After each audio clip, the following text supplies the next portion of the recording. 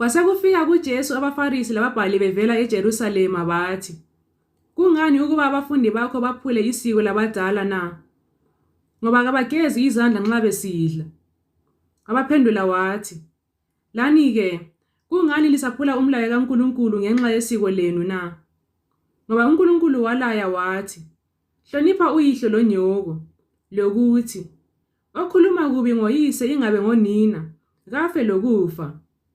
Kodwa lina lithi, aluba umuntu esithi kuyise ingabe kunina, lokho okungasizwa yimi ngakho kungumnikelo.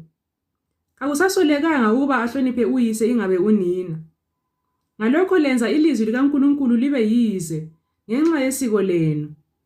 Lina bazenzisi, u-Isaya wazisa kuhle ngani esithi, laba bantu bangidumisa ngemilomo yabo, kodwa inhliziyo yabo ikhatshana lami. Bangikhonza ngeze, befundisa izifundiso eziyimilayo yabantu." Wasebiza abantu wathi kubo, "Lalelani liqedisise. Kakusikho ukungena emlonyeni okungcolisa umuntu, kodwa ukuphuma emlonyeni yikho okungcolisa umuntu." Abafundi bakhe basebesondela bathi kuye, "Uyazi ukuthi abaFarisi bathe ukulizwa lelo lizwi bakhubeka na?" Waphendula wathi, "Zonke izihlahlakazana ezingahlanyelwanga ngubaba wasezulwini zizakusitshunwa. Bayekeleni, bangabakhokheli abayiziphofu. Alubana isiphofu sikhokhela isiphofu, sizakuwela emgodini zombili." UPetro wasesithi kuye, "Sichasisele lumfanekiso." Wathi, "Kanti lani lisengabangela kuqedisisa na?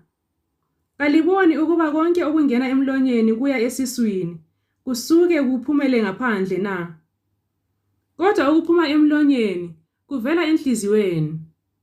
Lokhu kuyamngcolisa umuntu. Ngoba enhliziyweni kuvela imicabango emibi, lokubulala, lobufebe, lokuphinga, lokweba, lokufakaza amanga, lokunyeya. Yizo lezo zinto ezimngcolisayo umuntu. Kodwa ukudla ngezandla ezingahlanjululwanga kakumngcolisi muntu." UJesu wasuka lapho waya elizweni laseThire leSidoni. Owesifazana waseKhanani wakhala kuye wathi, "Nkosi, Ndodana kaDavida, akungihawukele. Indodakazi yami ingenwe ngumoya omubi." Kodwa akamphendulanga ngitsho langelizwi nje. Basebesondela kuye abafundi bakhe, bamncenga bathi, "Mxotshe, ngoba uyasilandela ekhala."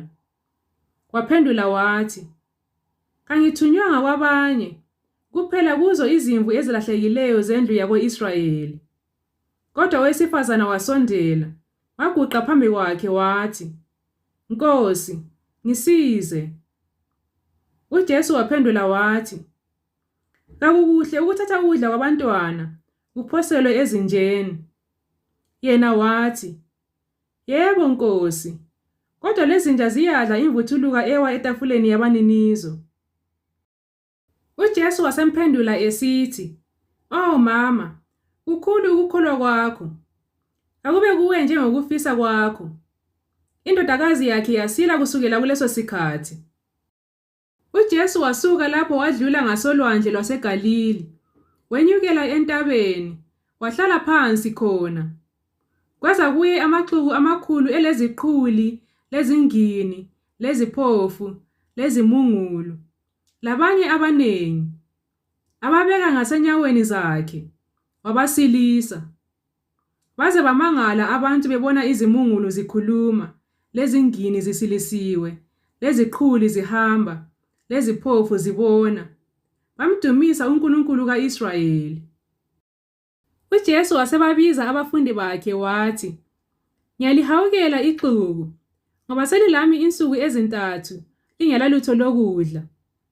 Kangithandi ukuba ngibadabulele belambile, funa baphelele ngamandla endleleni."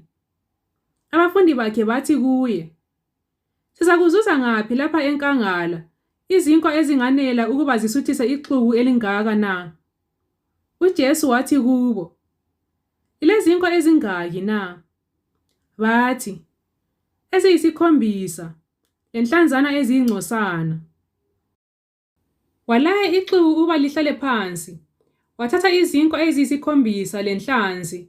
Esebongile, wazihlephula, wazinika abafundi bakhe. Labafundi bazinika ixuku. Bonke badla, basutha. Babutha imvuthuluka eseleyo. Izitsha eziyisikhombisa zigcwele. Labo abadlayo babengamadoda azinkulungwane 4, ngaphandle kwabesifazana labantwana. Esedabulele ixuku, wangena emkolweni, waya emikhawulweni yasemagadana.